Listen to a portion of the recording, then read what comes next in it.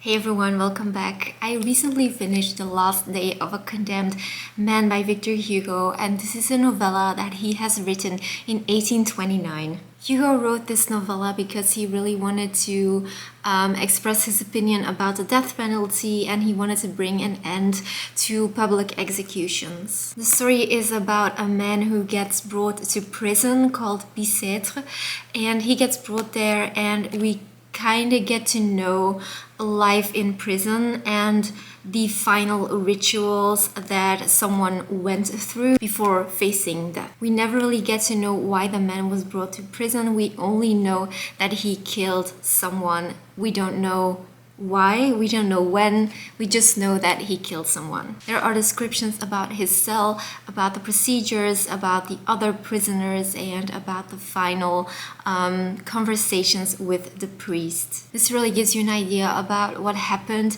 when you got sentenced to death. Now, I must say that it doesn't really read like a story, but more like a diary. It is very personal, and we follow the thoughts and the final conversations that this man has with himself about, facing death and everything that happens until his last day. We only get one perspective, and it really focuses on what is going on inside his mind. The prisoner reflects on the cruelty of the death penalty. The theme is human rights and freedom. It's a very short read, and if you're interested in Victor Hugo's works, in his writing style, then I can definitely recommend this short novella. It gives you an idea about Victor Hugo's writing style, and if you don't mind the diary-like style, then I would definitely recommend you to pick it up. There were a lot of authors who praised his works. For example, Honoré de Balzac said, "A powerful plea for humanity." Baudelaire said, "One of the most convincing protests ever uttered against the death penalty." Dostoevsky praised it for its tremendous power, and Herman Melville wrote, "Rings like a funeral bell." I will read a little excerpt for you guys so you can get an idea of the writing style. Condemned to death.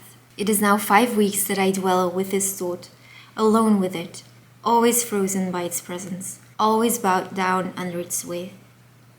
Once, for it appears to me that years have passed instead of weeks, I was a man like any other man. Each day, each hour, each minute had its idea. My mind, young and rich, was tilled with fancies. It amused itself in unrolling them to me one after another, without order and without end, embroidering with inexhaustible arabesques this same uneven and delicate fabric of life. There were young girls, splendid bishop's stalls, battles fought and won, theaters full of noise and light, and again young girls and twilight promenades under the shadowing branches of chestnut trees. There was always a gala in my imagination. I could think as I chose. I was free. Now I am captive. My body is in irons in a dungeon. My mind is imprisoned in an idea. A horrible, a bloody, an implacable idea. I have only one thought, one conviction, one certainty, condemned to death. Whatever I do, this infernal thought, like a leaden spectre, is always present, alone and jealous, driving away all diversion, face to face with me, wretched, and shaking me with its two icy hands when I would turn aside my head or close my eyes. It glides under all the forms to which my spirit would escape, mingles itself like a horrible burden of a song with every word which is addressed to me, glues itself with me to the hideous gratings of my dungeon, besets me awake, spies me in my convulsive sleep, and reappears in my dreams under the form of a knife. Thank you for watching. Don't forget to subscribe, and I will see you in the next video.